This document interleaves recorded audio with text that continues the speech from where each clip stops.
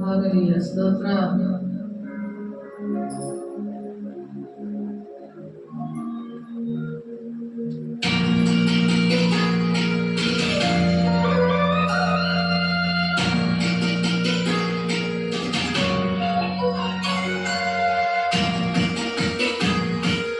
Track upload by Kieran Danny.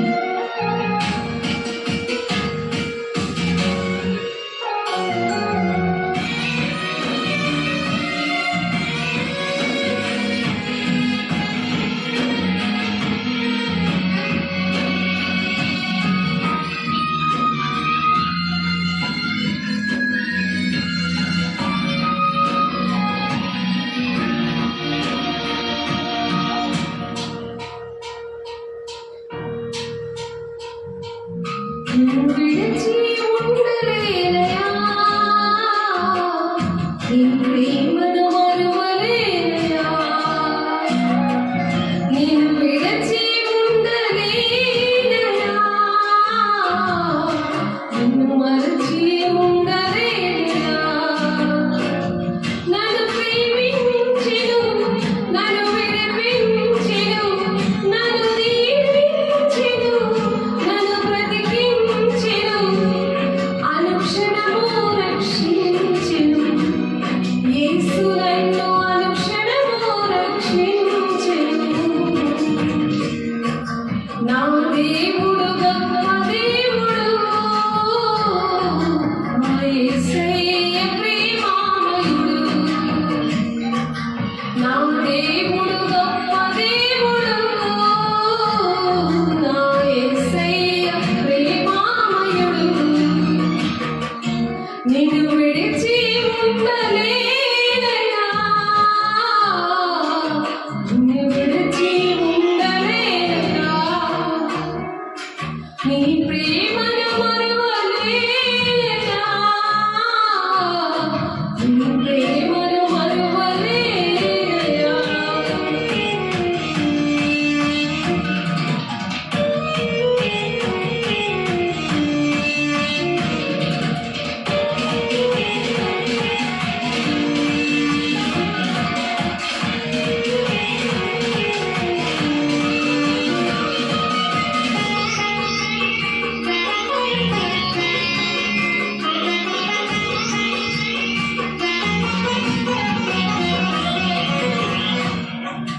నా శత్రువులే నన్ను చుట్టినా car చీకటే నన్ను కప్పివేసినా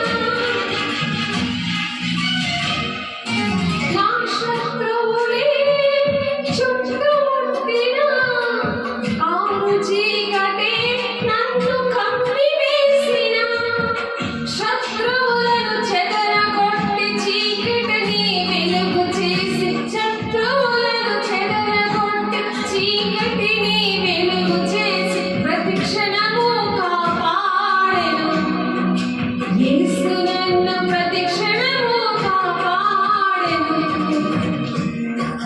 నా దేవుడు గొప్ప దేవుడు నా యేసయ్య ప్రేమామయుడు నా దేవుడు గొప్ప దేవుడు నా యేసయ్య ప్రేమామయుడు నిన్ను విడిచి ఉండలేనయా నిన్ను విడిచి ఉండలేనయా నీ ప్రేమను మరువలేనయా నీ ప్రేమను మరువలేనయా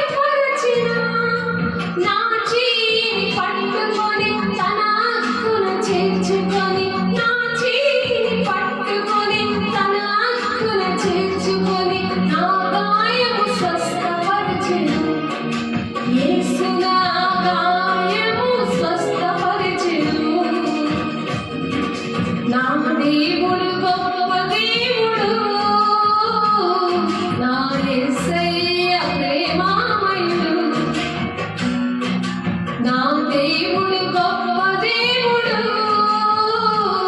నా యేసయ్య ప్రేమామయుడు. నేను విడచి ఉండలేనయ్యా, నీ ప్రేమను మరువలేనయ్యా. నిన్ను విడచి ఉండలేనయ్యా, నీ ప్రేమను మరువలేనయ్యా.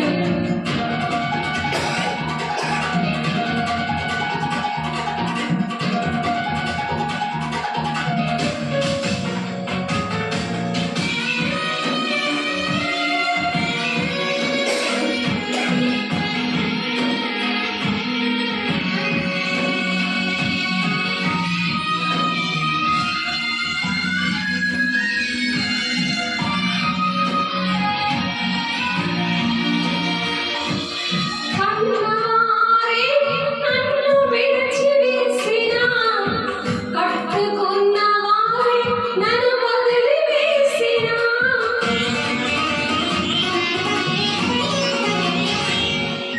కన్నవారే నన్ను విడిచివేసినా, కట్టుకున్న వారే నన్ను వదిలివేసినా, నా చేయిను విడవకుండా నన్ను వదిలేయకుండా, నా చేయిని విడవకుండా నన్ను వదిలేయకుండా, అనునిత్యము నాతో ఉండెను.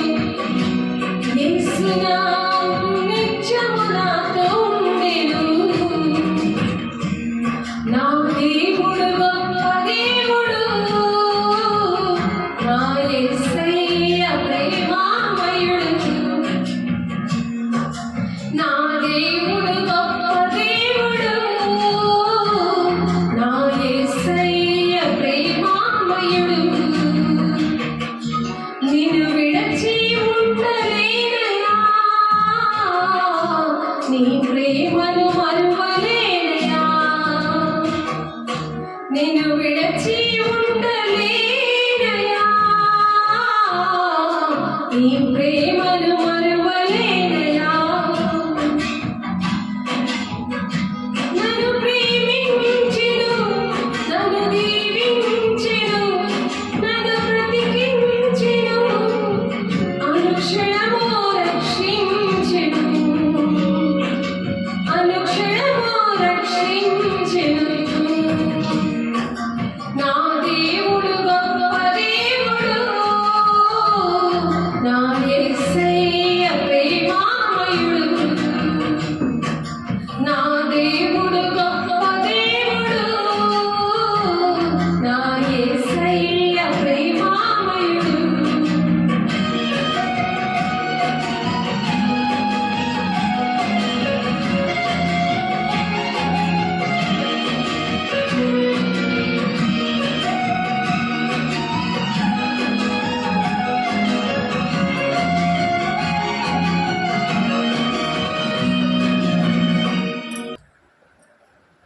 నిన్ను సృష్టించిన వాడు నీకు భర్త అయి ఉన్నాడు అనే మాటలో దేవుడు మనతో మాట్లాడుతున్నాడు. నిన్ను సృష్టించిన వాడు నీకు భర్త అయి ఉన్నాడు. ఆ భర్త నీకు ఉన్నాడనుకో, దెయ్యం నడిపించదు. నువ్వెవరినో భర్తగా నువ్వు ప్రేమించుకుంటున్నావు అనుకో, ఆ భర్తలో సాతానుడు ఉండొచ్చు. లేకపోతే నీకెవరు సహకరిస్తున్నారో వాళ్ళలో సాతానుడు ఉండొచ్చు. నిన్ను మోసం చేసి, నిన్ను బాధ పెట్టి, నిన్ను నిందించి, నిన్ను అవమానించి, నిన్ను కృంగదీసి, అలా సాతానుడు నీలో ఉండి అలాగ నడిపిస్తాడు.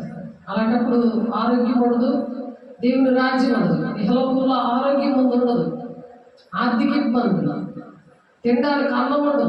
ఇలాంటివన్నీ కూడా ఎందుకు వస్తాయంటే, సృష్టికర్త అనే దేవుడు నాకు భర్త అయి ఉన్నాడు. ఆ భర్తకి ఏ విషయాలు చెప్పుకోకపోతే, మనుషులకు చెప్పుకుంటే సాతానుడు వాళ్ళ మీద ఏలుబడి చేస్తాడు. సాతానుడే భర్తలాగా ఉండి నిన్ను నడిపిస్తాడు.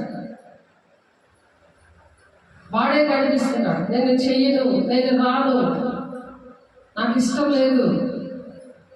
దానికి ఇష్టం లేదు కాబట్టి నీకు కూడా ఇష్టం అవ్వదు అనమాట. దేవుడి ఇంటికి రాకుండా ఉండాలని ఎన్నో నీకు సాకులు చెప్తాడు. ఎంతగా చక్కగా దేవుని సన్నిధి పక్కనున్నా సరే రావడానికి ఇష్టం ఉండదు. ఎందుకంటే నిన్ను సృష్టించిన వాడు నీకు భర్త అయినాడు, సైన్యములకు అధిపతి యెహోవా అని ఆయనకి పేరు. ఇశ్రాయేలు యొక్క పరిశుద్ధ దేవుడు నీకు విమోచకుడు. ఆయన నిన్ను విడిపిస్తాడు. విమోచకుడు అంటే ఆయన ప్రాణం పెట్టి విడిపించాడు, ప్రతి బంధకాలను విడిపించాడు. కాబట్టి దేవుని ఆలయంలో దేవుని సన్నిధిలోనే వేసే శరీరం రక్తము తీసుకోవడము, దేవుని యొక్క వాక్యమే వేసే శరీరం రక్తము. ఆ వాక్యానికి లోబడి తీసుకున్నప్పుడు ఆయన జ్ఞాపకం చేసుకొని తీసుకోమని ఉంది. 1 కొరింథీ 11 24-25 వచనాలు. కాబట్టి నీ దేవుడు ఈ మాట సెలవిచ్చుచున్నాడు, విడవబడి దుఃఖాక్రాంతులైన భార్యను పురుషుడు రప్పించినట్లను, తృణీకరింపబడిన యవనపు భార్యను పురుషుడు రప్పించినట్లు యెహోవా నిన్ను పిలుచుచున్నాడు. నిన్ను పిలుస్తున్నాడు. తృణీకరించిన భార్యని యవ్వనపు భార్య, యవ్వనంతో ఉంది పెళ్లి కుమార్తె సంఘం. ఆ యవ్వనపు భార్యని పురుషుడు రప్పించినట్లు యెహోవా నిన్ను పిలుస్తున్నాడు. పిలుస్తుంటే నువ్వు సైతాను మాటే విని నేను రాను, నాకు అవ్వదు అని ఏదో ఒక సాకు చెప్తా ఉంటాడు. సాకు చెప్పినోడు ఎవడు? సాతానుడు. దేవుడు దీన్ని ప్రేమించి ఆయన దేని గురించి నువ్వు చింతపడకు అని చెప్తుంటే ఆ మాట వినకుండా సాతాను మాటే వింటా ఉంటారు ప్రజలు. ఎందుకంటే సృష్టికర్త అయిన దేవుడు భర్త ఉన్నాడు అనే విషయం తెలియదు, చెప్పినా మర్చిపోతారు. కొంతమందికి తెలియదు. దేవుడు ఎన్నిసార్లు బ్రతికించి, ఎన్నిసార్లు దేవుడు ఎన్ని ఆపదల నుండి, ఎన్ని ఇబ్బందుల నుండి దేవుడు సహాయం చేసి నడిపించి ఎంత అద్భుత కార్యాలు జీవితాల్లో కుటుంబాల్లో చేసినా విశ్వాసఘాతకుల్లాగా దేవుని విషయంలో దేవుడు వాడుకోవడం వదిలేయడం, అంటే హాయ్ బాయ్ అని చెప్పినట్లుగా అవిశ్వాసంగా ఉంటారు. అందుకనే అవిశ్వాసులు దేవుని రాజ్యానికి వెళ్ళరు అని మత్తయి ప్రకటన 21:8 ఉంది, ప్రకటన 22:15 ఉంది. అవిశ్వాసులు వాళ్ళకి విశ్వాసం ఉండదు. కుక్కకైనా విశ్వాసం ఉండదు, కానీ కుక్క కన్నా ఘోరంగా విశ్వాసం అనేది వాళ్ళకు ఉండదు. అందుకనే సాధారణే శిరస్సులాగా భర్తలాగా ఉండి నడిపిస్తాడు. ఎందుకంటే ఆ భర్త నరకాన్ని పట్టుకెళ్ళిపోతామని ఆడు ముందు పరిగెలాడుతుంటాడు. ఆడు కాలు నడిపేస్తాడు, పీక నడిపేస్తాడు, గుండె నడిపేస్తాడు, అన్నం లేకుండా చేస్తాడు, తినడానికి చెయ్యి కూడా ఇరిపేస్తాడు. తిరుగుబాటు అన్నమాట. దేవుడు పిలుస్తుంటే తిరుగుబాటు చేసే స్వభావము సాతాను బుర్ర అన్నమాట. సాతాను శిరస్సుగా ఉండడం, సాతాన్ని భర్తగా అతని మీద సాతాను శిరస్సుగా ఉన్నాడు అనుకోండి, అతని మీద మీరు ఆధారపడ్డారనుకోండి, ఆ శిరస్సు సాతాను శిరస్సు వచ్చిందంటే నీ మాట తీరే మారిపోతుంది. నువ్వు దేవుడి మాట విననే వినదు. ఎంత చెప్పి గింజుకున్నా, దేవుడు మాట్లాడినా, సేవకులు మాట్లాడినా, ఇక్కడ సన్నిధిలో శిష్యులు దేవుళ్ళ నడుద్దామని నడుస్తుంది, నేను ప్రేమిస్తున్నా అని తెచ్చిపెడుతున్నా ఆ మాటలు ఎక్కవు, బుర్రలోకి పడవు అని. ఎందుకంటే సాతానుని సరస్సుగా పెట్టినప్పుడు సృష్టికర్త అయిన దేవుడు నాకు భర్త ఉన్నాడని ఆ భర్తే నీకు శిరస్సుగా ఉండినప్పుడు ఎన్ని బాధలు వచ్చినా సరే ఏమంటున్నాడు ఆయన ఫిలిప్పీయుల 4:4 దేని గురించి చింతపడకూడదు, కానీ ప్రతి విషయంలోనూ ప్రార్థన విజ్ఞాపనల చేత కృతజ్ఞతాపూర్వకంగా మీ విన్నపాలను దేవునికి తెలియచేయండి, మనుషులకు కాదు. ఇక్కడ కృతజ్ఞత. దేవా, నన్ను ఈ రోజు పోషించావు, నన్ను ఇలా నడిపించావు, నన్ను ఇలా బ్రతికించావు, నాకు ఏది కావాలంటే అన్ని తెచ్చి పెడతాను. ఈ ఊపిరి ఆడుతుందంటే నీ ద్వారా నేను అయ్యా, మనుషులు ఇవ్వలేదు ఈ ఊపిరి, మనుషులు ఎలా నన్ను నడిపించను, నీ వాక్యమైన అన్నం కడుతున్నావు, ఆ వాక్యం లేకపోతే నేను బ్రతకలేదు, నువ్వు నన్ను ఓదారుస్తున్నావు, నన్ను సృష్టించావు, నా భర్త అయ్యేలో నా యజమానుడివి, నా దాగుచోటివి అని చెప్పి దేవుని స్తుతిస్తూ కృతజ్ఞత చూపించాలి. దేవుడు చేసిన మేలన్నిటి కోసం చేతులెత్తి దేవునికి స్తుతులు చెప్పాలి, అనుక్షణము స్తుతులు చెప్పాలి. లేకపోతే ఈ వాటికి నరకంలో ఉంటాం. దేవుడు ప్రేమించకపోతే, దేవుడి ప్రాణం మనకు ఉండకపోతే ఎలా ఉండాలి? కాబట్టి ప్రతి విషయాలట కృతజ్ఞతాపూర్వకంగా, నాకు నువ్వు వెయిట్ చేసావు, నాకు తినడానికి 3 రోజులు నాకు తినలేదు, నీకు 2 రోజులు పెట్టాడు, నువ్వు దాని కృతజ్ఞతాస్తుతులు చెల్లించాలి, 3వ రోజు తినలేదు. కాబట్టి కృతజ్ఞతాపూర్వకంగా మీ విన్నపాలు దేవునికి తెలియజేయండి అంటున్నారు. కృతజ్ఞతాపూర్వకంగా విన్నపాలు మీకు తెలియజేయండి అంటున్నాడు ఆయన. కృతజ్ఞత, ఆ కృతజ్ఞత ప్రతి విషయంలో కూడా స్తుతి ప్రార్థన, స్తుతులు చెప్పండి అని స్తుతుల బుక్ ఇవ్వడం జరిగింది. స్తుతుల బుక్ లో చక్కగా ఆ స్తుతులు చెప్పినప్పుడు దేవునాలకు వస్తుంది. నీకు స్తుతులు చెప్పకపోతే దెయ్యాలు వచ్చి స్తుతులు ఆ సైతం బుర్రే ఉంటుంది. మనుషుల మీద ఆధారపడతాం. నాకు ఎందుకు చేయలేదు, ఇంట్లో గొడవలు గోళ, దేవుని ఆ సాతానుడు వచ్చి ఆడు తాండవం చేస్తాడు. కుటుంబాల్లో, సంఘాల్లో, దేశంలో ఇవే కొట్లాట్లు సాతానుడు చేస్తాడు. కాబట్టి ఎవరు నీకు శిరస్సుగా ఉన్నారు అని ఆలోచించాలి. దేనిని గురించి చింతపడప్పుడు కానీ ప్రతి విషయంలోనూ ప్రార్థన విజ్ఞాపనల చేత కృతజ్ఞతాపూర్వకంగా మీ విన్నపాములు దేవునికి తెలియజేయండి. దేవుడికి చెప్పుకుంటే జరుగుతాయి పనులు, శాంతి, సమాధానం, నెమ్మది ఉంటుంది. అప్పుడు నీకు ఎటువంటి ఆలోచనలు వస్తాయి, ఎటువంటి తలంపులు వస్తాయి, ఆ తలంపులకి ఆలోచనలకి దేవుడే కాపుదల ఉంటుందంట 7వ వచనంలో. అప్పుడు సమస్త జనమునకు మించిన దేవుని సమాధానము యేసు క్రీస్తు వల్ల మీ హృదయములకును మీ తలంపులకును హృదయంకి, ఈ హృదయం ఎందుకు పిండుతుంటాడు సాతానుడు, నీకు ఆయాసం వస్తుంటది, ముందు నొప్పి వస్తుంటది, పోయిందే కానీ ఒకటి వెళ్ళిపోయి 7 తెచ్చేస్తుంది. నువ్వు ఖాళీగా ఉంచి దాంట్లో ఏసీ పెట్టకుండా సాతాను శిరస పెట్టుకొని సాతాను ఆలోచనలు పెట్టుకుంటావు కదా. అందుకని అప్పుడు సమస్త జ్ఞానములకు మించిన దేవుని సమాధానం యేసు క్రీస్తు వలన మీ హృదయములకును మీ తలంపులకును కావలయుండును. దేవుడు మాట్లాడే వేస్తే కదా. వాక్యం నీకు చక్కగా చెప్పినా, నీకు ఏది చేద్దామన్నా, ఎంత చేసినా నీకు కృతజ్ఞత లేదా? దేవుడు చేశాడు, మనుషులు కాదని మనుషుల మీద చూస్తున్నాం. ఆ మనుషుల్లో దేవుడు నేను ప్రేమిస్తున్నారు అనే విషయం గమనించుకుని దేవా నీకు వందనాలు అయ్యా చెప్పాలి. మనుషులకు చెప్పకపోయినా పర్వాలేదు, కానీ దేవా నువ్వు చేస్తున్నావు అయ్యా, నేను ఇలా ప్రాణంతో అంటే నీ వల్లనే అయ్యా, నాకు ఇవన్నీ నేర్పిస్తావు. ఇంకా ఎంతమందో దేవుడు పెడుతున్నారు, ఆ విషయంలో నన్ను వాడుకోవా, నన్ను పరిశుద్ధపరచవా, నన్ను నడిపించవా అని అడగాలి. అని అడగకుండా ఏమి తిందుమా, ఏమి త్రాగుమా, ఏమి పూజిద్దామా అని అన్ని విషయంలో మీరు చింతిస్తున్నారని దేవుడు మాట్లాడుతున్నారు. మొత్తం 6వ వచనంలో 33వ వచనంలో నాకేంటి ఎంత ఇచ్చినా సరే క్వశ్చన్ మార్కే మైండ్లో.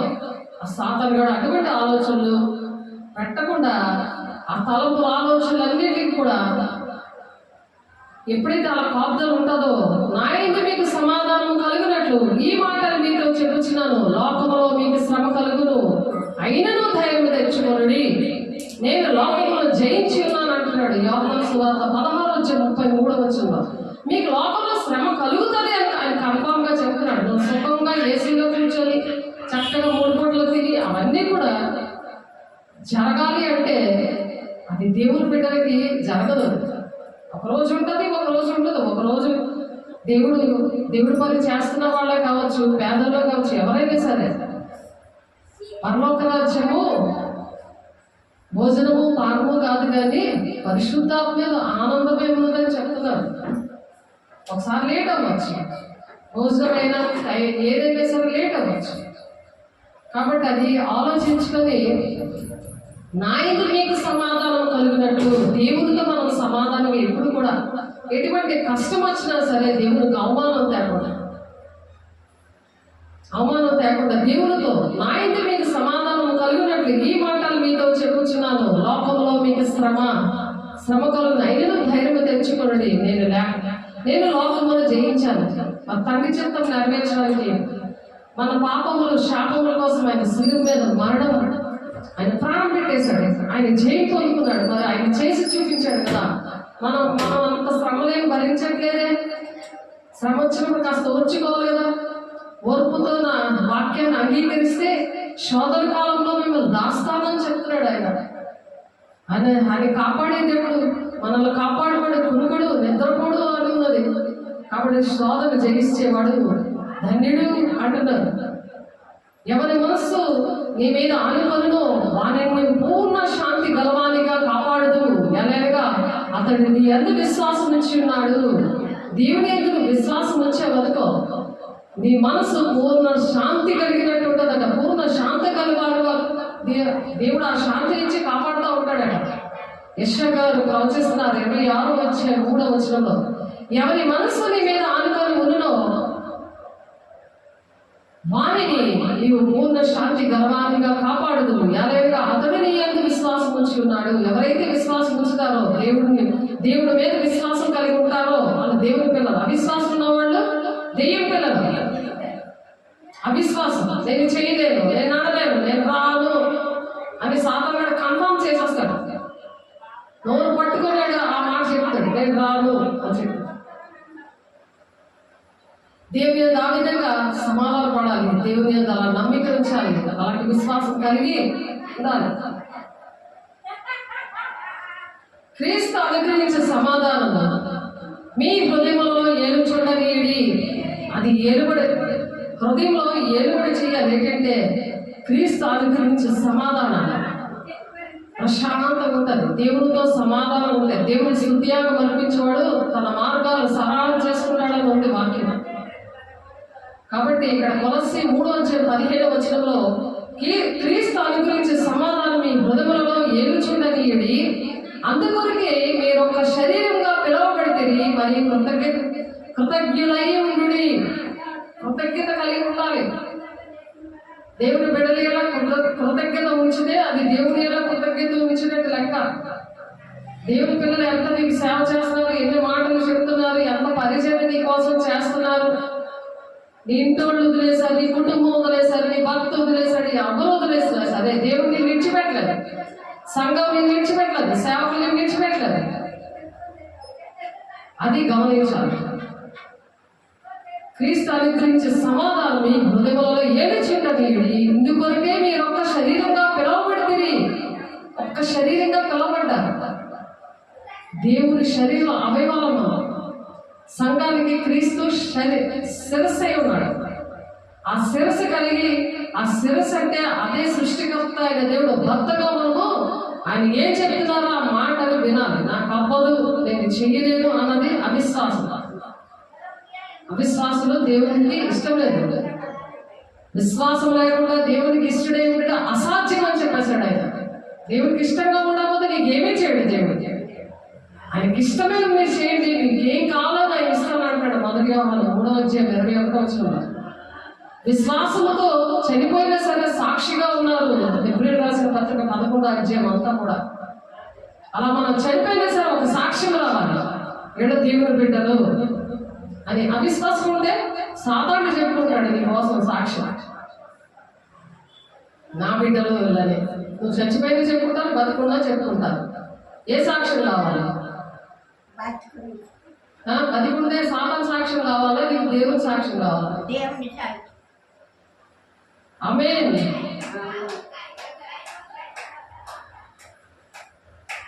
కాబట్టి దేని గురించి నువ్వు చింతపడద్దు అంటున్నాడు. భక్తిహీనులు అర్పించు బలులు యెహోవాకు హేయములు. యథార్థవంతుల ప్రార్థన ఆయనకు ఆనందకరము. యథార్థంగా ప్రార్థన చేయాలి. మనసులో ఏమనుకున్నారో దేవుడు చక్కగా చెప్పాలి. దేవుని దగ్గర మనసిప్పి దేవుడితో మాట్లాడుకోవాలి. మనుషులతో మాట్లాడుకోవడం, మనుషుల మీద ఆధారపడటం కాదు. ఇక్కడ దేవుని బిడ్డలు ఎప్పుడు కూడా ఏసై శరీరంలో అవయవాలు కాబట్టి, ఏసై శిరస్సుగా ఉన్నాడు కాబట్టి ఆయనకి ఏం చెప్పుకోవాలి. అప్పుడు ఆ ప్రార్థన పెట్టాడంట.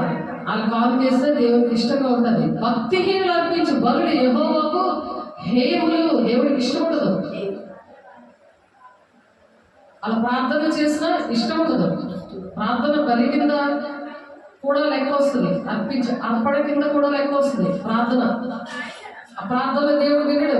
109వ కీర్తన 6వ వచనంలో భక్తిహీనులు కుడి పక్కన సాతాను ఉండి ప్రార్థన చేస్తే ఆ ప్రార్థన పాపం అయిపోద్దని ఉంది.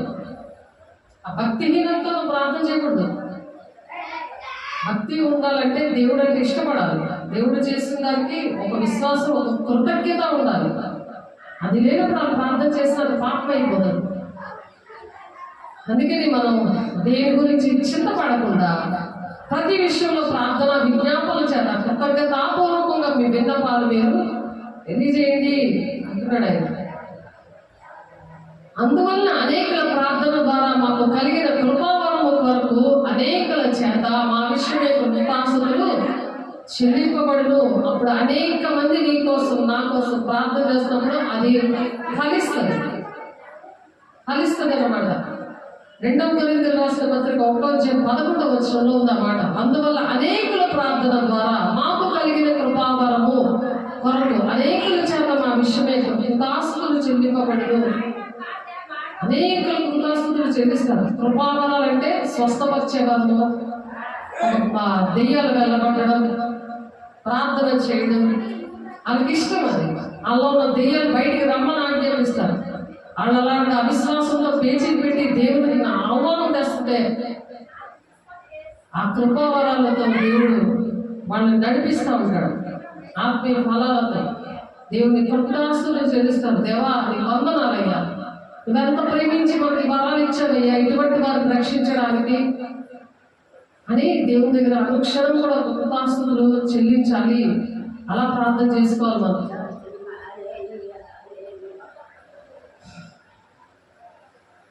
అలా కృతజ్ఞతాస్తుతులు చెల్లించినప్పుడు యెహోవా తన పరిశుద్ధ ఆలయంలో ఉన్నాడు. ఎక్కడ ఉన్నాడు ఆయన? ఆయన పరిశుద్ధ ఆలయంలో ఉన్నాడట. కీర్తన 14వ అధ్యాయము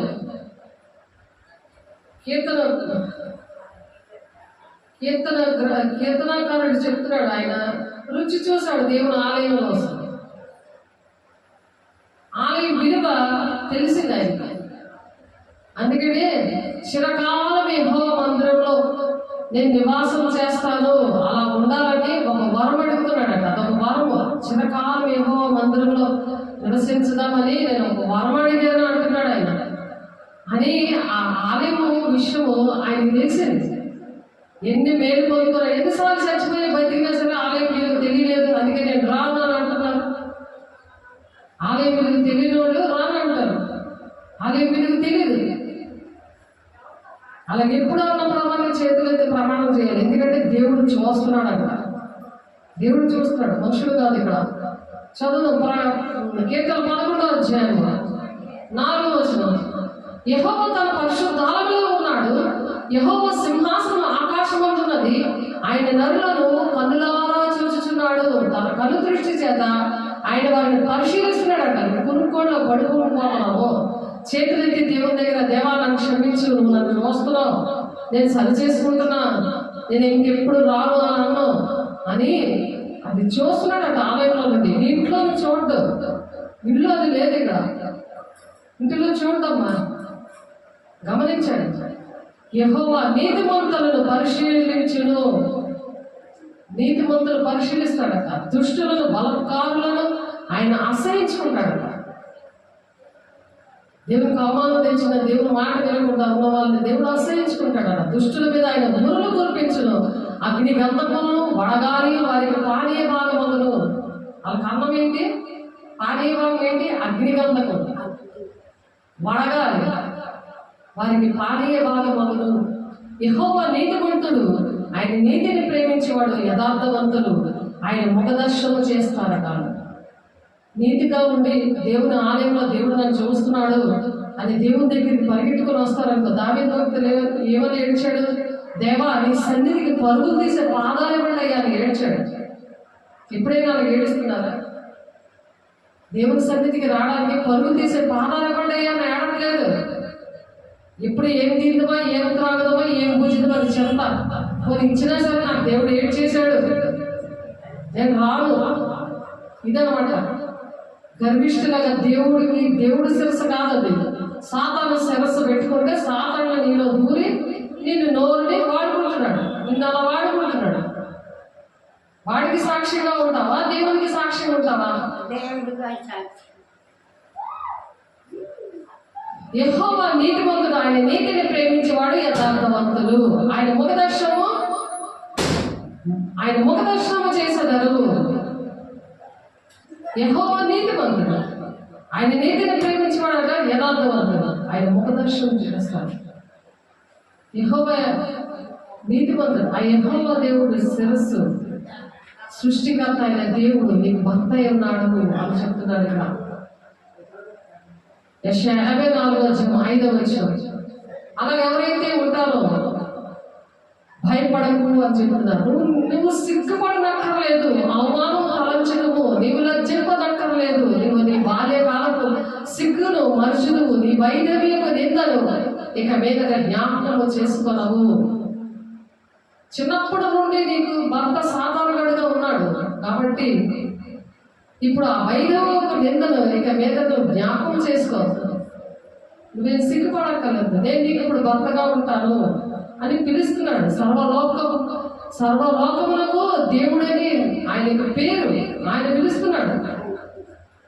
నీకు భర్తగా ఉండి నేను నడిపిస్తాను, నిన్ను నడిపించేవాడిని అని నీ దేవుడు ఈ మాట సెలవించుచున్నాడు. విడవబడి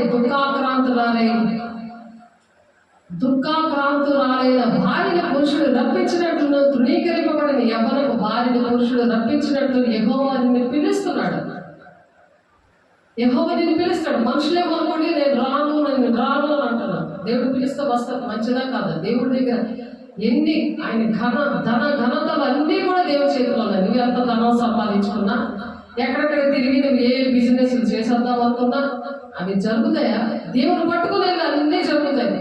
ఏ పనికి నేను దేవుడు జయమిచ్చి నడిపిస్తాడు, దేవునికి ఇష్టంగా నడిపిస్తాడు. భూలోకంలో తక్కువ కాలమే ఉంటాము కాబట్టి లోకంలో శ్రమ కలుగుతుంది.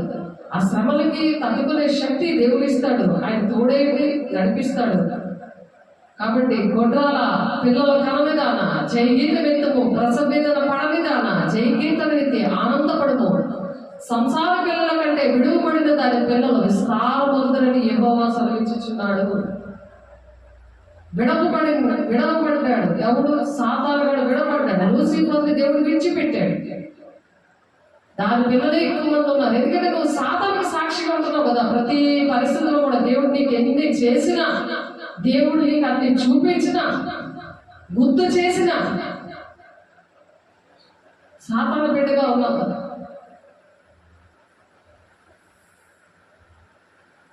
విడవబడిన దాని పిల్లలంటే ఎక్కువ అయిపోయారు.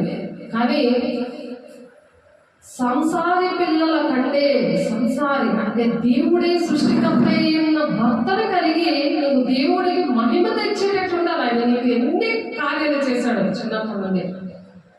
చిన్నప్పుడు నుండి దేవుడు ఎన్ని కార్యాలు చేసుకొని వచ్చాడు. అవన్నీ కూడా దేవుడు ఏం చేస్తున్నారు?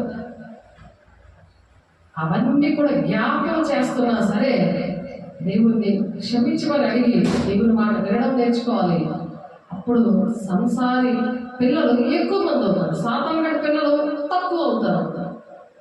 ఆ జ్ఞానం రావాలి. దేవా, నా సాక్ష్యం బట్టి అనేకమైన కుటుంబాలు రక్షించబడాలయ్యా. ప్రతి ఒక్కరూ దేవుని రాజ్యానికి వెళ్ళాలయ్యా. నేను పరిశుద్ధాత్మ పొందుకుంటేనే దేవుని రాజ్యానికి వెళ్తానయ్యా.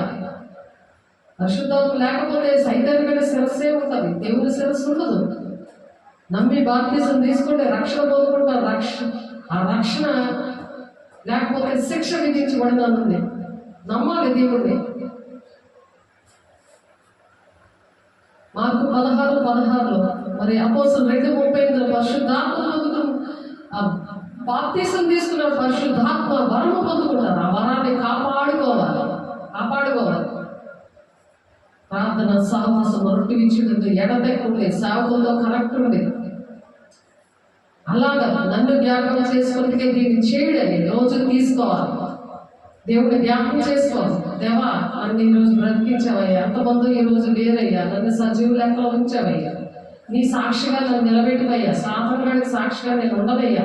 సాతాను శిరస్సు నాకు వద్దయ్యా. నేను నరకానికి వెళ్ళనయ్యా. నీ పిల్లలు, సంసార పిల్లలు చాలా తక్కువ మంది ఉన్నారు. మరి విడవబడిన దాన్ని సాధారణ పిల్లలు చాలా ఎక్కువ మంది ఉన్నారు. నా వల్లేనయ్యా ఆడపిల్లలు ఎక్కువైపోతున్నారు. నా సాక్ష్యాన్ని పాడు చేసుకొని దానికి ఇష్టం వచ్చిన సాక్ష్యము,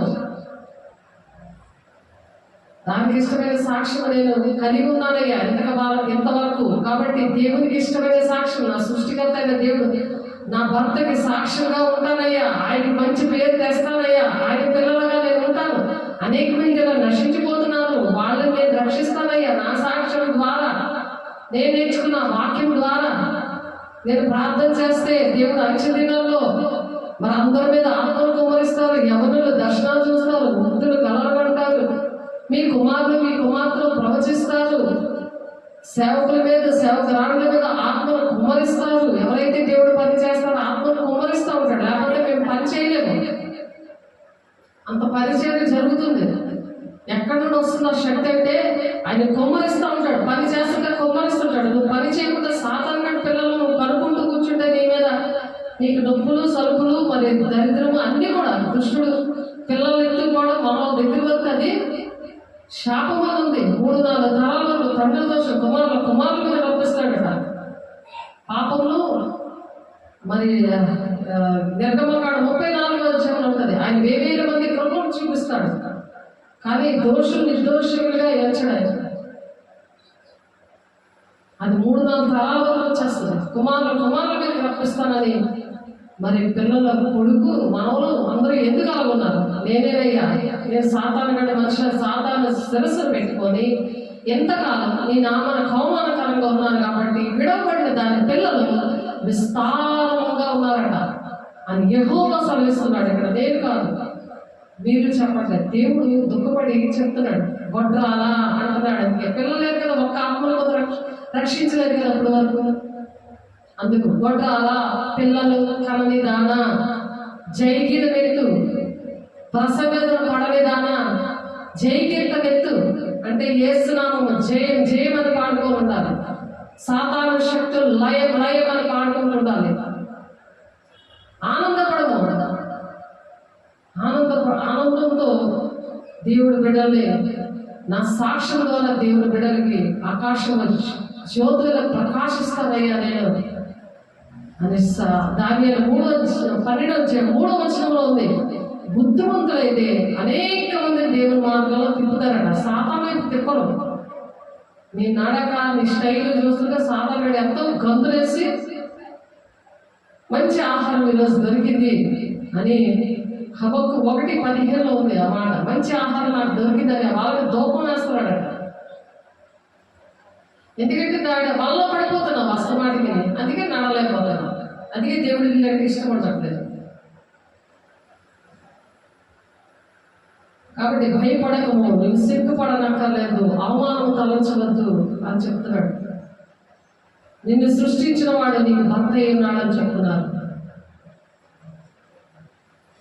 నీ గుడార స్థలమును విశాలపరచుము, నీ హృదయం అనే గుడారాన్ని విశాలం ఉండాలి. అంటే విశాలమైందంటే ఒక దయ, కనికరం, ఇతరులు చూడగానే అలాగే నీ సాక్ష్యం చెప్పాలని. నేను ఒకప్పుడు ఇటువంటి పరిస్థితుల్లోనే ఉన్నాను, నన్ను దేవుడు బ్రతికించాడని ఒక విశాలమైన హృదయం ఉండాలి. అవిశ్వాసం ఉంటే నీకు విశాలమైన హృదయం ఉండదు. ఆ సాతాను పెట్టి పిండేస్తుంటాడు కదా, అప్పుడు నీకు ఇంకేం హృదయం ఉంటుంది? గుడ్డు దెబ్బలు గుడ్డు పట్టుకొని నోరు ఇలా విప్పలించే ఉంటారు. ఆయాసంగా కుంగ తీస్తూ ఉంటాడు దేవుడు. 107వ కీర్తన 10వ వచనంలో ఉంటుంది. వాళ్ళు మొదలు పెడితే అప్పుడు విడిపిస్తాడంట. అస్తమాటికి అదే పని చేయకూడదు. దేవుడిని క్షమించమని అడగాలి. నీ నామానికి అవమానకరంగా ఉన్నానయ్యాలి. నీ గుడారము స్థలమును విశాలపరచుము, నీ నివాస స్థలములో తెరలు నిరాటంకముగా సాగదేమో, నీ త్రాళ్ళను పొడుగు చేయము, నీ మేకులను దిగుకొట్టుము. మేకులు అంటే నిర్గమాకాండంలో ఉంది 38వ అధ్యాయం 18వ వచనంలో, అలాగే నిర్గమాకాండం 39:40వ వచనంలో ఉంది. అలా నడవకపోతే విశాలంగా నీకు ఉండకపోతే, నీ హృదయం విశాలంగా ఉండకపోతే ఎలా ఉంటుంది అని చెప్తున్నారు ఇక్కడ.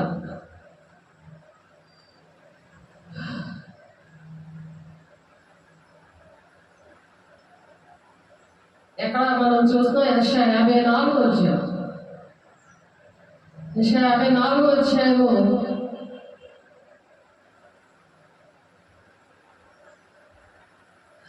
2వ వచనం చూస్తున్నాం. నీ గుడారపు స్థలమును విశాలపరచము, నీ నివాస స్థలముల తెరలు నిరాటంకంగా సాగనివ్వు అంటున్నారు. అంటే మందిరములకు మేకులు, ఆభరణములకు మేకులు, వాటికి త్రాళ్ళు గట్టిగా కట్టాలి. ఈ దేహమే దేవుని ఆలయమే ఉంది, దాన్ని గట్టిగా కట్టాలి. ఆలయాన్ని జాగ్రత్తగా అలాగా కాపాడుకోవాలి, సాతానుడు దూరిపోకుండా.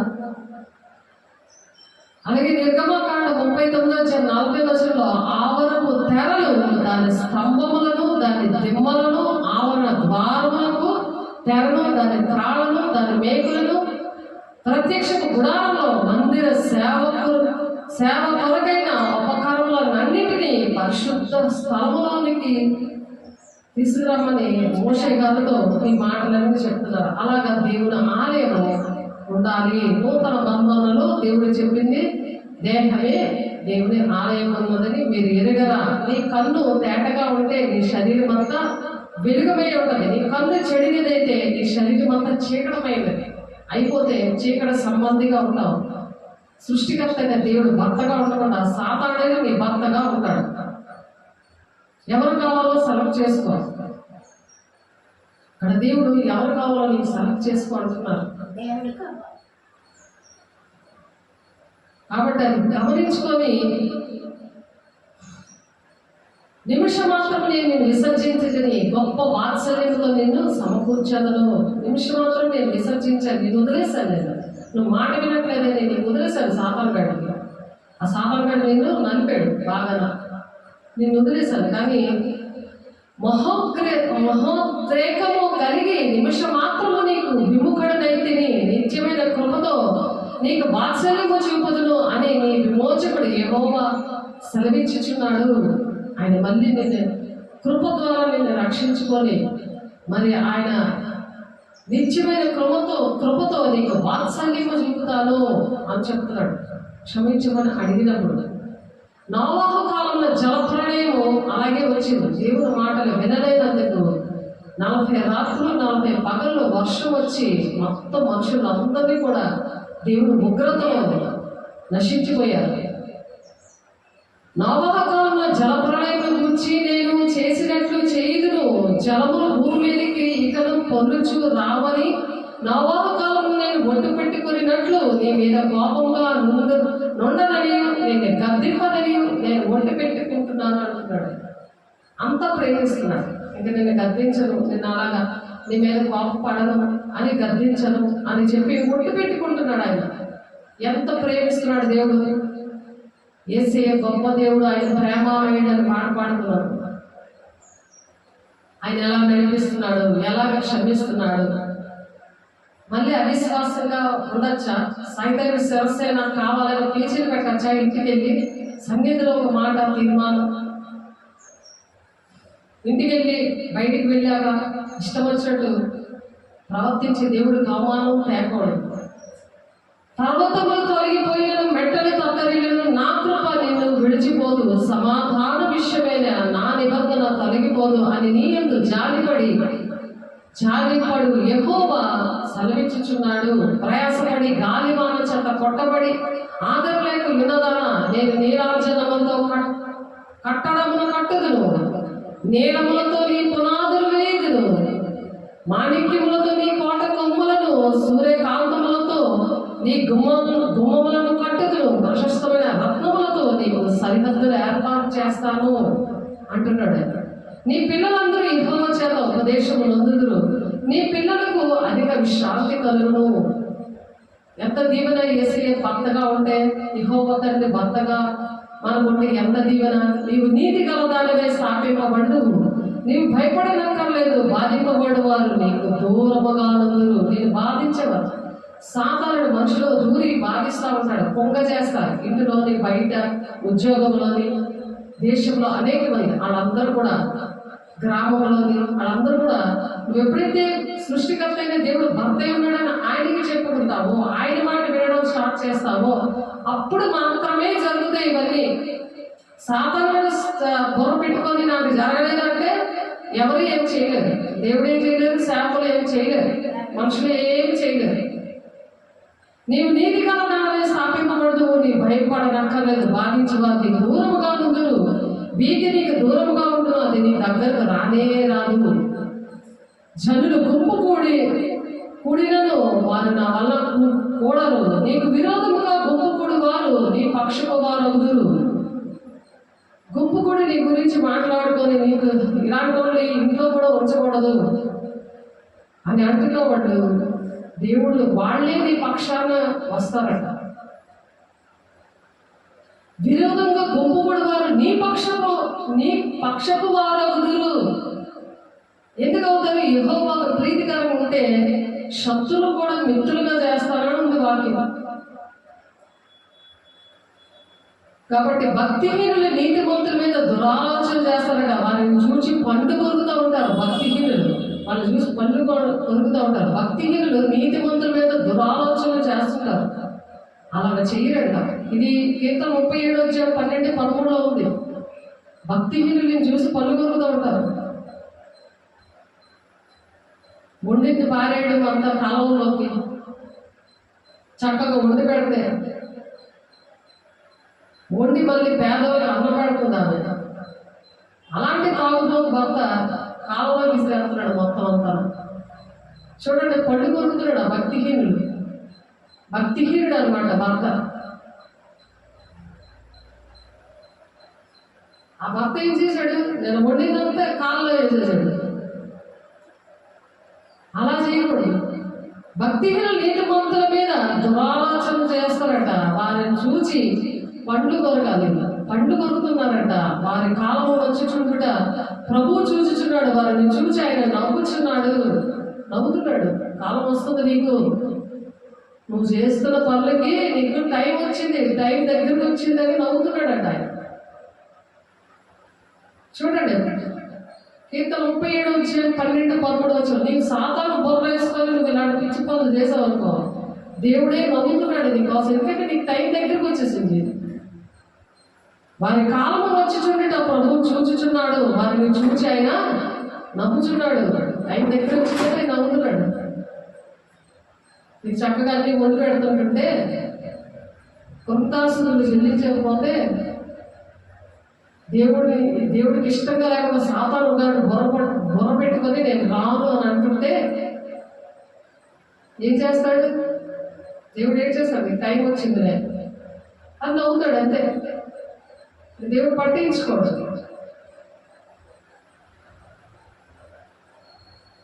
ఎప్పుడైతే దేవుడు నీకు ఆయన శిరస్సుగా సృష్టికర్త అయిన దేవుడు భర్తగా ఉన్నాడని చెప్పి ఎప్పుడైతే నువ్వు ఇష్టపడతావో, వేసే సృష్టికర్త అయిన దేవుడు నాకు భర్త ఉన్నాడని ఆయన కంటే చెప్పుకుంటావో, అప్పుడు ఏం జరుగుతుందంటే నీ మీద కోపపడిన వారందరూ సిగ్గుపడి విస్మయం పొందుదురు. నీతో వాదించేవారు మాయమై నశించిపోదురు. మాయమైపోతారంట వాళ్ళు. నీతో వాదించేవారు, నీతో వాదనేస్తుంటారు కదా. నువ్వు ఎంత చేసినా నీతో దెబ్బలాడుతూ అన్ని ఎరగకూడదు, నీతో వాదిస్తూ ఇది ఎందుకు చేసావు, అది ఎందుకు చేసావు అని టెంపర్ చేస్తుంటారు నీ మీద. అలా వాదించేవారు మాయమైపోతారు, నశించిపోతారట. నీతో కలహించి వారిని నువ్వు వెతుకుదువు కానీ వారిని కనుగొనలేకపోదురు. నీతో యుద్ధము చేయవారు మాయమైపోదురు, అభావులగుదురు. నీ దేవుడైన యెహోవాకు నేను భయపడకము, నేను నీకు సహాయం చేసేదను అని చెప్పుచు నీ కుడి చేతిని పట్టుకొనిచున్నాను. యెషయా 41:11-16 చదువుతున్నాను. పురుగు వంటి యాకోబు స్వల్ప జనముకు ఇశ్రాయేలు భయపడకుడి, నేను నీకు సహాయం చేయించున్నాను అని యెహోవా సెలవిచ్చుచున్నాడు. నీ విమోచకుడు ఇశ్రాయేలు పరిశుద్ధ దేవుడే. కుక్కలు పెట్టబడి పదును గల కొత్తదైన నురిపిడి నానుగా నిన్ను కక్కులు పెడతారు కదా, అదే కక్కులు పెట్టబడి పదును గల కొత్తదైన నురిపిడి నానుగా నిన్ను నియమించి ఉన్నాను. నీవు పర్వతములను నూర్చునువు, వాటిని పొడి చేయదువు, కొండల్లో పొట్టువలే చేస్తావట. ఎప్పుడైతే సృష్టికర్త దేవుడు నీకు నాకు భర్తగా ఉంటే ఇటువంటివి దేవుడు చేస్తాడట మన పక్షాల నుండి. ఆమేన్. అలాగా ఆయన అలాగ పొడి చేసేలాగా చేస్తానంటున్నాడు. వాటిని పొడి చేయదువు, కొండలను పొట్టువలే చేయదువు. నీవు వాటిని గాలించగా గాలి వాటిని కునుకోమును సుడిగాలి వాటిని చెదరగొట్టును. నీవు యెహోవాను బట్టి సంతోషించుదు, ఇశ్రాయేలు పరిశుద్ధ దేవుని బట్టి అతిశయపడదువు అని యెషయా గారు 41వ అధ్యాయంలో ప్రవచిస్తున్నారు ఈ మాటలు. నీవు నీతి గలదానవే స్థాపింపబడదువు, నీవు భయపడనక్కర్లేదు అంటాడు. అందుకే ఎవరు నీకు భర్తగా కావాలని ఆశపడుతున్నావు? భర్త అంటే సృష్టికర్త అనే దేవుడు భరిస్తాడు. మామూలు శరీర భర్తలా కాదు, శారీరకంగా నాటకాలు ఆడడం అలా కాదు. సృష్టికర్త అయిన దేవుడు నీ పాపమును, శాపమును, నీ బాధలు, మీ కన్నీటినన్నీ కూడా భరిస్తాడు. భరించే దేవుడు. నాకు శిరస్సుగా ఉన్నావు దేవా, నాకు ఇంతవరకు నాకు ప్రాణంతో కాపాడావు, ఎన్నో అద్భుతాలు నా జీవితంలో చేశావు, నన్ను క్షమించయ్యా, నీ మాట వినలేదయ్యా, నాకు నువ్వు భర్తగా ఉండయ్యా అని అంటే ప్రతి విషయంలో కూడా దేవుడు నడిపిస్తాడు. నీకు భర్తగా ఉండి నీకు ఏది కావాలంటే అన్నీ కూడా నీకు వాళ్ళ దగ్గర తీసుకొస్తాడు. శరీరానుసారమైన భర్త నేను ఆనుకొని ఉన్నామంటే, ఆత్మానుసారమైన భర్తని మనకు శిరస్సుగా పెట్టుకున్నప్పుడు తండ్రి చిత్తాన్ని నెరవేర్చి దేవుని రాజ్యానికి వెళ్తాం. లేకపోతే అక్రమం చేయాలనుకోండి, మీరు ఎవరో నాకు తెలియదు అంటాడు ఆయన. ఆలకించము, నిప్పులూది తన వృత్తిని తగినట్టుగా పనిముట్టు చేయు కుమారుని సృజించువాడు నేనే, నాశనం చేయటిగా పాడు చేయవాలని సృజించిన వాడు నేనే. నాశనం చేయడానికి ఒక మనిషిని సృజించాడట దేవుడు, బాగు చేయడానికి కూడా ఒక మనిషిని సృజించాడట ఆయనే అని చెప్తున్నారు 16వ వచనంలో. నీకు విరోధంగా రూపించబడిన ఏ ఆయుధం వర్ధిల్లదు, న్యాయ విమర్శలో నీకు దోషారోపణ చే ప్రతి వానికి నీవు నేరస్థాపన చేసేదవు. యెహోవా యొక్క సేవకుల నీతి నా వల్ల కలుగుతున్నది. సేవకులు మీకు చెప్తున్నారంటే ఆ నీతి అంతా ఎక్కడికి వస్తుంది? ఆ నీతి మాటలు వాళ్ళు నీతిగా ఉంటేనే దేవుడి మాటలు చెప్పగలరు, లేకపోతే చెప్పలేరు. వాళ్ళు చెప్పలేరు నీతిగా ఉంటేనే. వారికి నీవు నేరస్థాపన చేసేదవు. యెహోవా యొక్క సేవకుల నీతి నా వల్ల కలుగుతున్నది, ఇది వారి స్వాస్థ్యము, ఇది యెహోవా వాక్కు, ఇది యెహోవా వాక్కు. జాగ్రత్త. ఎందుకంటే దేవుడు పరిశీలిస్తున్నాడంట. కీర్తన 13:4 యెహోవా తన పరిశుద్ధ ఆలయంలో ఉన్నాడంట. యెహోవా సింహాసనం ఆకాశమందు ఉన్నది, ఆయన కన్నులారా చూచుచున్నాడు, తన కను దృష్టి చేత ఆయన పరిశీలించుచున్నాడు. ఆయన కను దృష్టి చేత పరిశీలిస్తున్నాడు. కూర్చోవడం, లెగడం, పడుకోవడం అన్ని కూడా వచ్చి వస్తున్నాడు. 139 కీర్తన 1-2 వచనాల్లో ఉన్నది. ప్రసంగి 5:1 దేవుని ఆలయంలోని ప్రవర్తన జాగ్రత్త అంటున్నాడు ఆయన. దేవుని శిరస్సుగా ఉండి నువ్వు జీవిస్తున్నావా, లేకపోతే నీకు ఇష్టం వచ్చినట్టు నువ్వు జీవిస్తున్నావా అనే ప్రియ సంగమా, సార్వత్రిక సంగమా. సార్వత్రిక సంగమా అంటే పరిశుద్ధ గుంపు. సార్వత్రిక సంఘం అంటే పరిశుద్ధ గుంపు అన్నమాట. ఆ పరిశుద్ధ సంఘాన్ని దేవుడు పరిశీలిస్తున్నాడట. దేవుడు వాళ్ళ మీద దృష్టి నుంచి ఆలోచన చేస్తుంటాడు, వాళ్ళని నడిపిస్తూ ఉంటాడు. ఇలా లేకపోతే సంఘ సభ్యులు లెక్కలో ఉండరు. సార్వత్రిక సంఘం అంటే దేవుని రాజ్యానికి వెళ్ళే సంఘము. వాళ్ళ పేరుకే సంఘ సభ్యులుగా ఉంటారు, కానీ పరిశుద్ధాత్మ దేవుడు లేకుండా వాక్యానుసారంగా నడవకపోతే సార్వత్రిక సంఘంలో వాళ్ళు సభ్యులు కారెట్టే ఉంటారు, దేవుని దృష్టిలో ఉండరు. పరిశుద్ధాత్మని పొందుకోలేరు, వాళ్ళకి తెలియదు పరిశుద్ధాత్మ దేవుడు ఉన్నాడన్న సంగతే తెలియదు. అపోస్తలుల 19వ అధ్యాయంలో ఉంటుంది ఆ మాట. కాబట్టి ఎందుకు ఇవన్నీ జాగ్రత్తగా ఉండాలంటే ఈ మాట ఒకటి చెప్పుకొని ముగించేసుకుందాం. 1 దశలోనికే పత్రిక 4వ అధ్యాయంలో, 1 దశలోనికే పత్రిక 4వ అధ్యాయము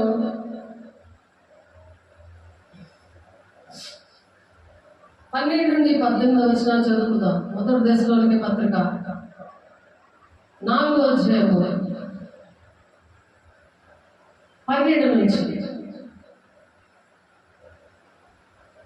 మీ సొంత కార్యము జరుగుటకు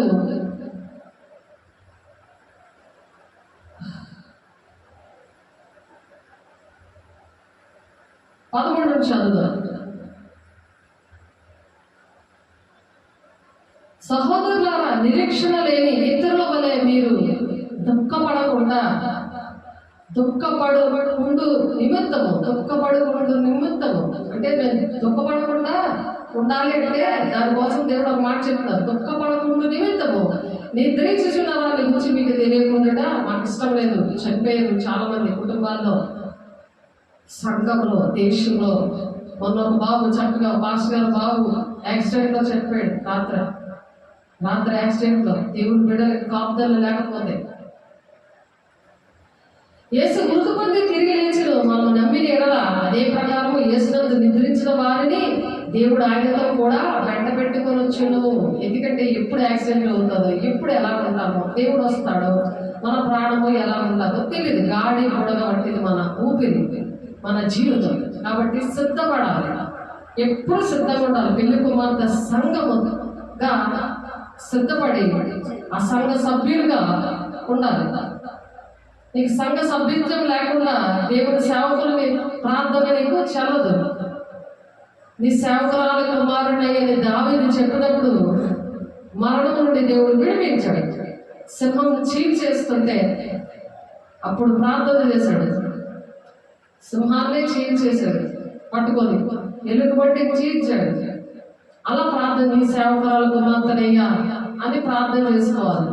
మీ సేవకుల దేవుడు ఇచ్చాడంటే మీకోసం ప్రార్థన చేస్తున్నప్పుడు మీరు కరెక్ట్గా ఉంటే జరుగుతాయి. కరెక్ట్గా ఉండకుండా తిరుగుబాటు చేసే స్వభావంతో దేవుడు మీతో మాట్లాడుతుంటే అది కూడా పక్కన పెట్టేస్తే దిద్దుబాటు నీకు అసహ్యం కదా. నా మాటలు వెనక తోసేస్తున్నావు అని మరి కీర్తనలు గ్రంథాలు 50:17 ఉన్నది మాటలు. కీర్తనలు 50 వచ్చాయి. కీర్తనలు 50:17 దిద్దుబాటు నీకు అసహ్యం కదా, నీవు నా మాటలు వెనక త్రోసేస్తున్నావు, నీవు దొంగను చూసినప్పుడు వాటితో ఏకీపిస్తున్నావు, వ్యభిచారంతో నీకు సాంగత్యం చేస్తున్నావు. అయితే అనేక బిడ్డలు ఉన్నారు, గొడ్రాలు అన్నాడు కదా, సాతాను పిల్లలు. సాతానుడు వ్యభిచారు కదా. యాకోబు 4:4 అంటాడు, లోక స్నేహము వ్యభిచారులారా, లోక స్నేహము దేవునితో వైరమని మీరు ఎరుగురా, మీరు దేవునికి శత్రువులు. అటు లోకంలో ఉండి అందరినీ కూడా 3 మంది పిల్లలుగా అంటున్నాడు. సాతాను శిరస పెట్టేస్తున్నాడు దేవుడి పిల్లలకి. అందుకే అస్తమాటికి చెక్ చేసుకోవాలి, సాతాను శిరసగా ఉన్నాడా, దేవుడు శిరసగా ఉన్నాడా అని చెక్ చేసుకోవాలి. అందుకే పేతురు నన్ను ప్రేమిస్తున్నావా అంటే నేను ప్రేమిస్తున్నాను ప్రభా అని 3 సార్లు చెప్పి నువ్వు కోడుకు ముందే బొంగుతావు అన్నాడు ఆయన. అందుకే అన్నాడు తండ్రి చిత్తాన్ని నెరవేర్చకుండా చెయ్యి పట్టుకొని దేవుడిని గద్దించాడు. ప్రియమైన శిష్యుడు. దాని ముందు నన్ను ఎవరు అనుకుంటున్నారు, జనులు నన్ను కోసం ఏమని అనుకుంటున్నారంటే నువ్వు దేవుని కుమారుడివి అంటాడు పేతురు. అప్పుడు పేతురుని నువ్వు దేవుని ఆత్మ వల్లే ఈ మాటలు చెప్తున్నావు, ఎవరూ చెప్పలేదు ఆన్సర్, ఆయన ఒక్కడే చెప్తాడు శిష్యుల్లో. నువ్వు దేవుని ఆత్మతో నువ్వు చెప్తున్నావు అని అన్నాడు ఆయన. నువ్వు పేతురు సంఘాన్ని నీ మీద నేను కడతాను, పరలోక తాళపు చెవులు నీకు ఇస్తాను అని కొన్ని మాటలని తండ్రి చేత నెరవేర్చాడు. అప్పుడు నా పరిస్థితులు అనేక మంది నన్ను కొట్టి యూదులు నన్ను చంపేస్తారు ఇలాగా అంటే అది జరగకూడదు, తండ్రి చిత్తం. అలా మనం ఎవరూ చంపేయట్లేదు కదా. తండ్రి చిత్తాల కోసం మనం కొన్ని శ్రమలు అనుభవించడానికి ఇష్టపడాలి. దేవుడి బిడ్డలుగా ఓర్చుకోవాలి, వాక్యాన్ని అంగీకరించాలి, ఇష్టపడాలి. అది పరలోక రాజ్యం ఉంటేనే రాదు కదా. అందుకనే కీడు చేయవలని నీవు నోరు తెరుచుచున్నావు, నీ నాలుక కపటమును కల్పించు. ఒక కపటము, భక్తిహీనులాగా ఉంటారు, అలాగ కపటం. అందుకే పాములు కనపడతాయి, అబద్ధం ఆడేస్తుంటారు. అబద్ధం ఆడడానికి నిన్న ఒక ఆమెకి పెద్ద కొండ సిలువ, తాటి చెట్టంత కొండ సిలువ కనపడింది. అబద్ధాలన్నీ ఒప్పుకోవాలి. అబద్ధమును ప్రేమించి జరిగించేవారు మండు అగ్నిగుండంలో పడిపోతారు. మోసపుచ్చే ఆత్మ, అబద్ధ ప్రవక్తలు, అబద్ధ బోధకుల దగ్గర వెళ్ళిన వాళ్ళు ఆ కుటుంబాల్లో ఉన్నారు. అందుకని అది ఆవరించింది. ఎప్పుడైతే ఒప్పుకుంటే అది విడుదల పొందుకొని దేవుడు మాట్లాడారు ఈ మాటలు. సృష్టికర్తగా దేవుడికి భర్తే ఉన్నాడు అని చెప్పి మాట్లాడారు ఆమెతో. నిన్న దేవుడు ఆడ కోసం ప్రార్థన చేయడం జరిగింది. దేవుడు వాళ్ళు విడిపించాడు. ఆ విధంగా లోపడమని చెప్తున్నారు. నీవు కూర్చుండి నీ సహోదరుని మీద కొండకులు చెప్పుచున్నావు, నీ తల్లి కుమారుల మీద అపనిందలు మోపుచున్నావు. దిద్దుబాటు లేనప్పుడు, సాతాను బోర్లా ఉన్నప్పుడు, సాతానే శిరస్సుగా ఉండి సాతాను సాక్షిగా నువ్వు మారినప్పుడు వచ్చే ప్రమాదం. నీవు కూర్చొని నీ సహోదరుల మీద కొండకులు చెప్పుచున్నావు, నీ తల్లి కుమారుల మీద అపనింద మోపుచున్నావు, ఇంటి పనులు నీవు చేసను, నేను మౌనిగా ఉండిన అందుచేత నీవు కేవలం నీ వంటి వాడినే నువ్వు అనుకుంటున్నావు, నా దేవుడు బిడ్డనే కదా అనుకొని చెప్పి దెయ్యం పాలు చేస్తున్నావు.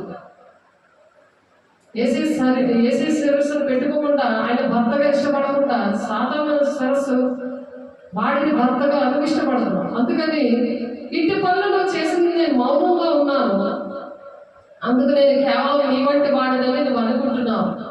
అంటే నువ్వు దేవుని బిడ్డనే, నేను దేవుని బిడ్డలాగే ఉన్నాను అని అనుకుంటున్నాడు. ఆడి బ్రహ్మచారం అలాగే దేవుల్లోనే ఉన్నాను కదా అంటారు, కానీ ఆ దేవుని లెక్కలో లేరు. అందుకనే సంసార పిల్లలు తక్కువ మంది ఉన్నారు. అందుకే ఎంత మనకు బాధ అనిపించాలి, వెంటనే మనం అవన్నీ ఒప్పుకోవాలి కదా. ఒప్పుకొని అలాంటి దేవుని బిడ్డలు అనేక మంది కుటుంబాలు నాలా నశించిపోతున్నాయి. ప్రభా నేను నిలబడతానయ్యా, నన్ను దీవించయ్యా, నేను లోపడతానంటే ఆయన ఎంత దీవిస్తానంటున్నాడు, ఎంత ఆశీర్వదిస్తానంటున్నాడు.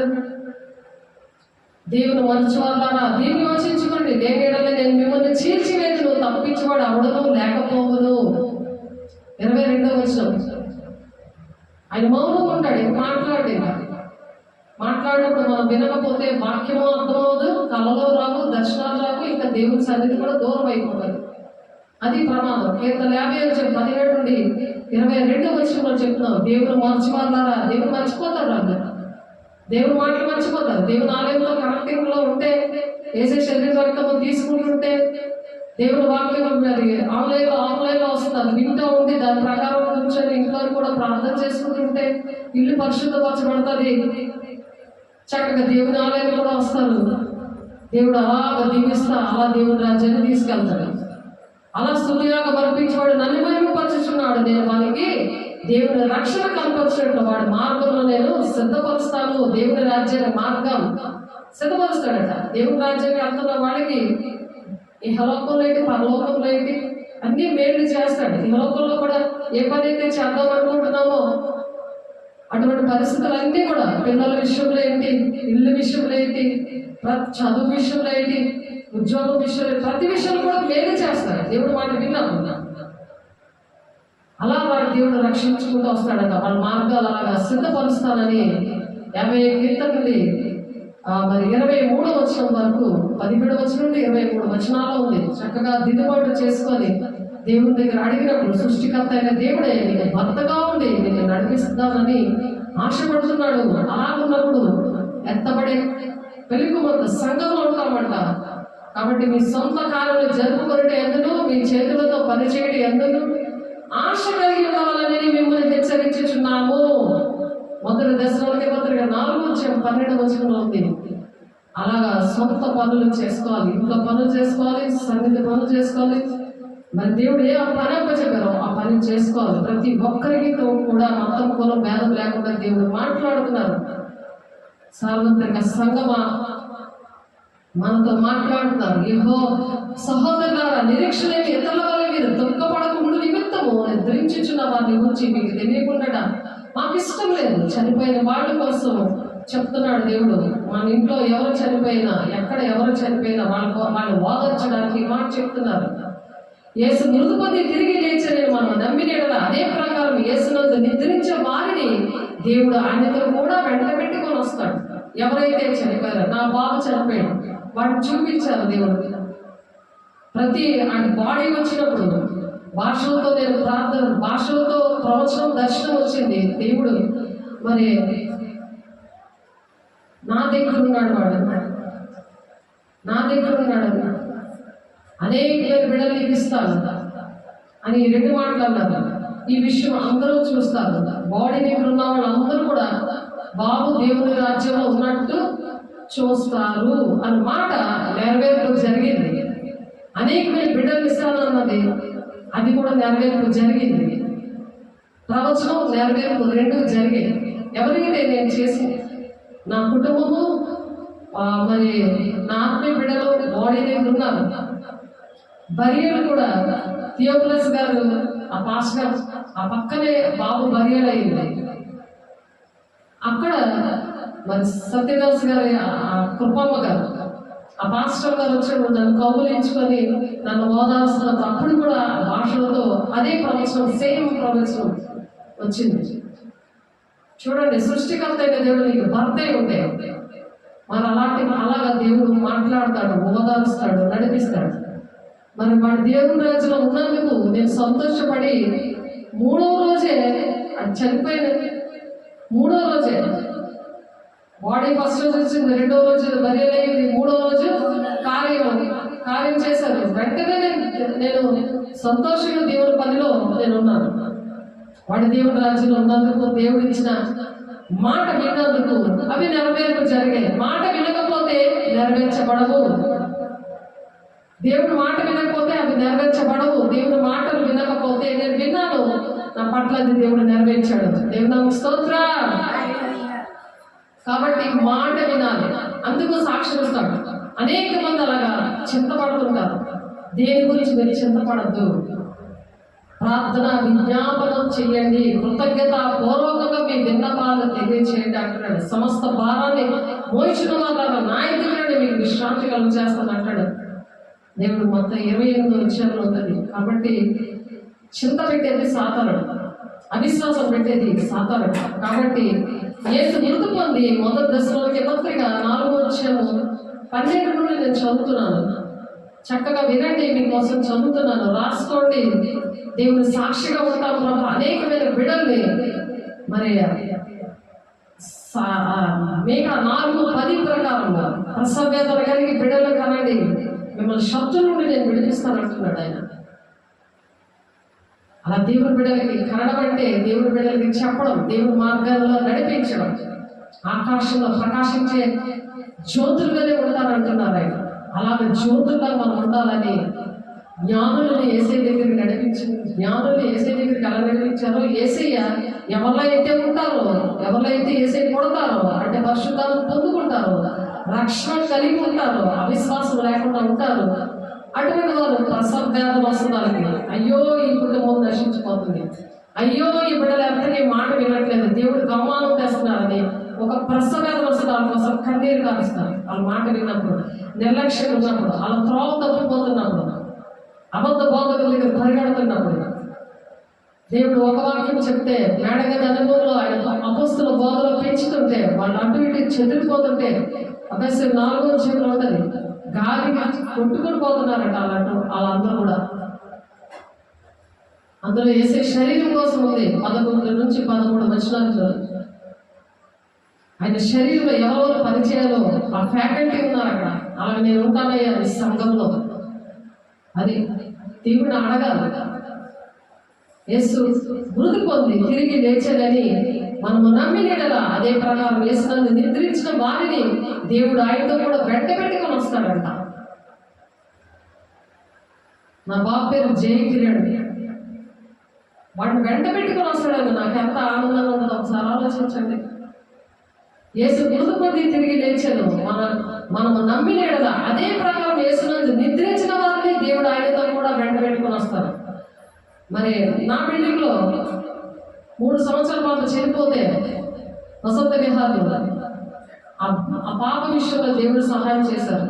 ఇప్పటికీ కూడా వాళ్ళ తల్లి తండ్రులు అనేక మందికి చెప్తుంటారు, దేవుడు బతికించారు నా సేవకురాల ద్వారా. ఇలాగా అలా నన్ను వాడుకున్నాడు దేవుడికి.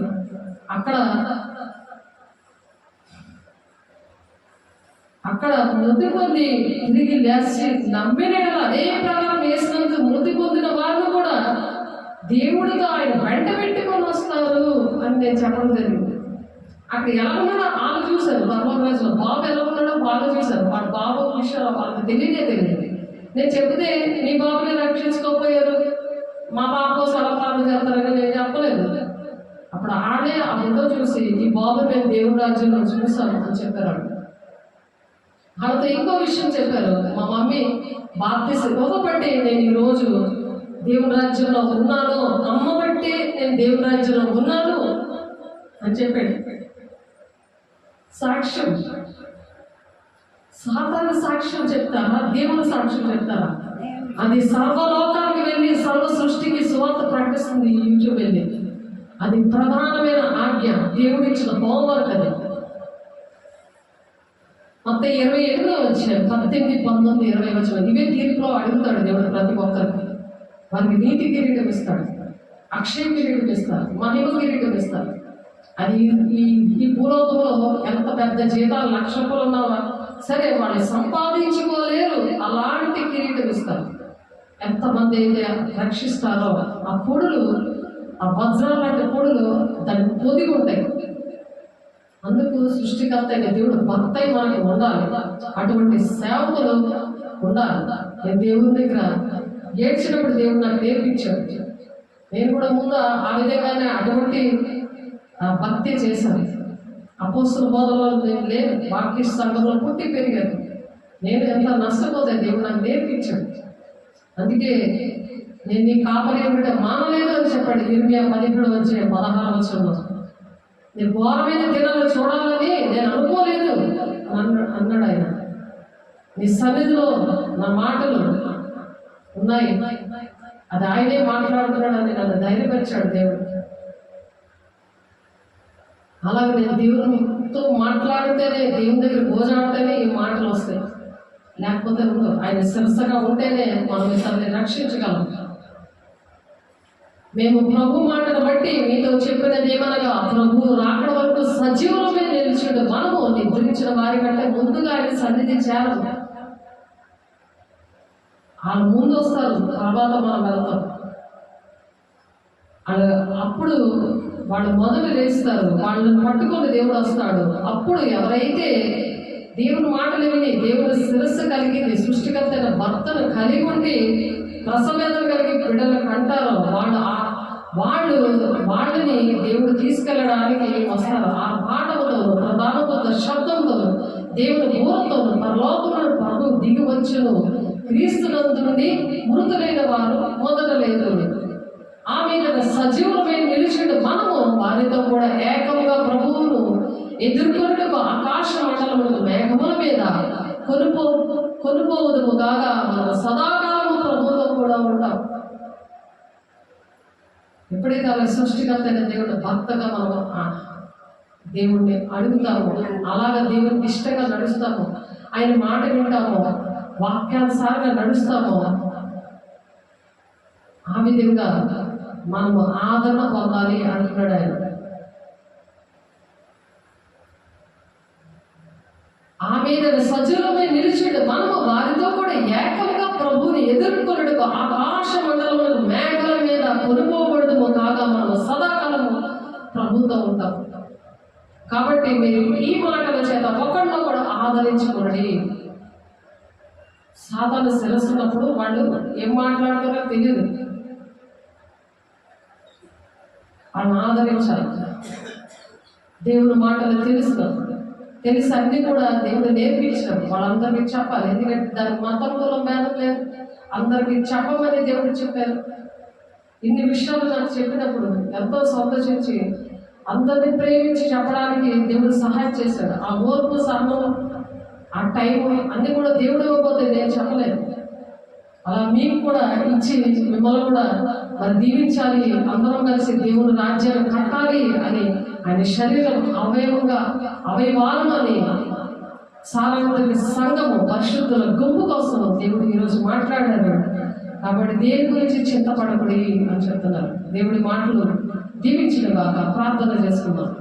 పరిశుద్ధుల ప్రేమ గల దేవ, అభిషేకుడా అయా, ఎప్పుడైతే నీతో మేము అలా ఉంటామో తండ్రి, అందరితోనూ మనం సమాధానంగా ఉంటాము.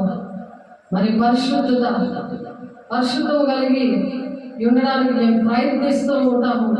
ఎప్పుడైతే అయినా మేము ఈ రాజ్యానికి రావాలి, యుగాలు మీతో ఉండాలి అని మేము ఎప్పుడైతే అనుకుంటామో, మరి పరిశుద్ధత లేకుండా దేవునికి ఇష్టమై ఉంటే అసాధ్యం అని అంటున్నాం. ప్రభు ఆ పరిశుద్ధత మాకు దయచేసినందుకు మరి ఇంకనూ అనుదినము కూడా మహిమ నుండి అధిక మహిమ మేము నాయన నీ కార్యాలు చేయడానికి కొరత లేని ఆత్మతో మమ్మల్ని నింపుతున్నందుకు మహిమ పొందుకోవడానికి ప్రభు వాక్యాన్ని ఓర్పుతో అంగీకరించడానికి అయ్యా తండ్రి యెరూషలేము పేరును మా మీద రాస్తాను, శోధన కాలంలో దాస్తాను అని ఆయన మరి చెప్పావు తండ్రి. నాయన ప్రకటన 3:10-11 ప్రకారం ఆ వాక్యాన్ని ఓర్పుతో అంగీకరించడానికి మందరికి కూడా నాయన మీరు సహాయం చేస్తున్నందుకు, నడిపిస్తున్నందుకు, అంతం వరకు సహించబడే జీవకిరీటం పొందుకుంటాడని మరి ప్రకటన 2:10 ప్రకారం మమ్మల్ని ఆశీర్వదించి పంపిస్తున్నందుకు మీకు ఈ వందనాలు స్తోత్రాలు చెల్లిస్తూ ఆటంకపరుస్తున్న ప్రతి